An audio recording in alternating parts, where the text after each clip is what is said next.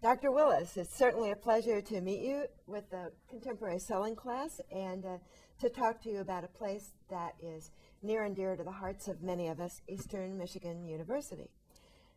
Dr. Willis, you came at a time when Eastern needed to correct its image. Can you tell us a little bit about some of the things that you first noticed about Eastern that were positive that you could use to help do that? Everybody seemed friendly. There are so many nice people here, so many people that are positive about themselves and positive about this place.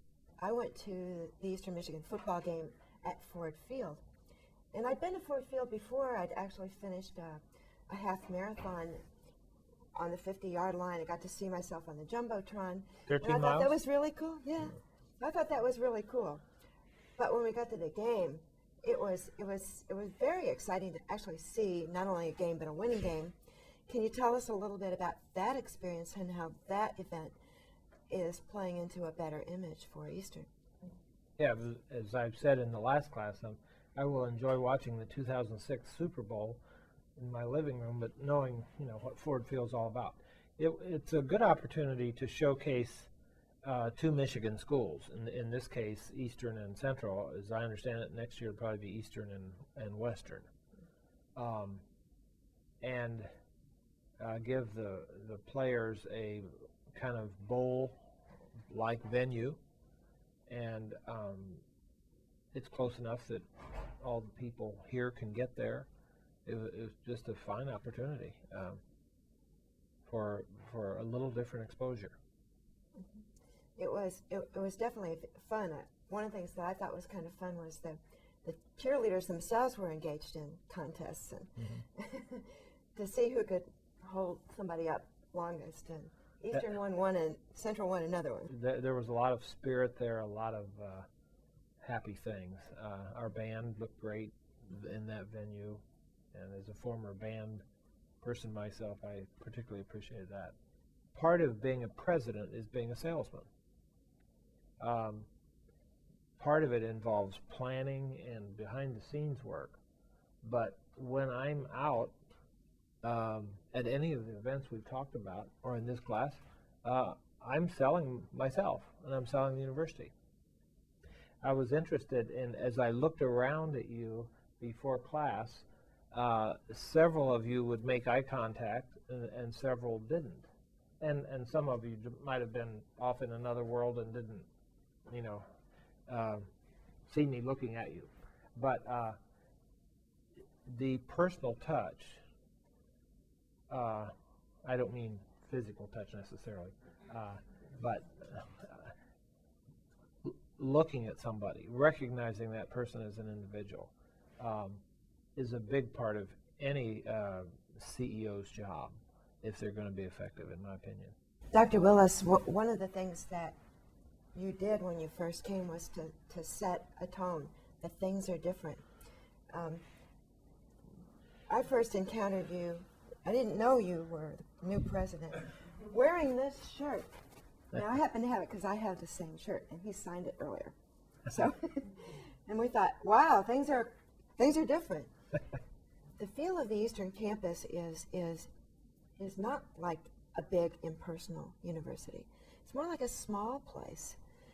Do you think that's something that can be sold about Eastern? Well, yes, and I think it is being sold. I heard that said last Saturday at a large group of new students and their parents. Yeah, when you other than it takes me a lot longer to get to places because the campus is pretty big, and obviously you have to drive here. I was struck right away by walking down the commons, saying hello to students, and they would say hello back. Some would say hello first,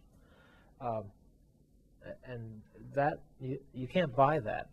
That's an ethos, and students usually go where they're going to feel comfortable, and so it feeds on itself, and I'm glad.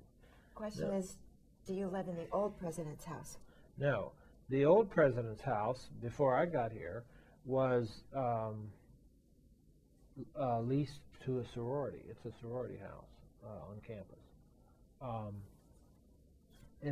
Although the one before the one I'm living in was over in Pittsfield Township. But that's one of the first things that reporters asked me when I came. Are you living in that house? And yes, it's there. Would it make sense for the university to rent something else for us to live in? So yes, we're living there. Actually, the living portion isn't as big as the house we came from, but it's new. We've entertained a lot in it. There have been several hundred people through there this fall, and more up to and through commencement. So yes, we're living. The question is, do you know what's going to happen to the house when you move out of it? Yeah, I think the Board of Regents has made clear they intend for that to be the president's house. If somebody came along with $6 million and wanted to buy it, I for one would say, well, let's look at that. Or if somebody, maybe even better, would come along and say, I have $5 million, I want to name this place. Instead of University House, Baker House or whatever. That would be wonderful. But it is the University House, and the plan is for it to remain. Since I've been here. The question is, what is the biggest decision you've made? Well, the biggest decision was to come or not to come. And the governor and the legislature putting a cap on tuition, and a little downturn in enrollment, we've had to make budget cuts, and so those I would say were the most painful and probably the biggest because it had the widest impact. Yeah, when I arrived, there were 3 pending big problems. One was faculty negotiations. Was there going to be a faculty strike? 2 was getting the student union back on track because of the other problems. The state government was threatening to stop that project.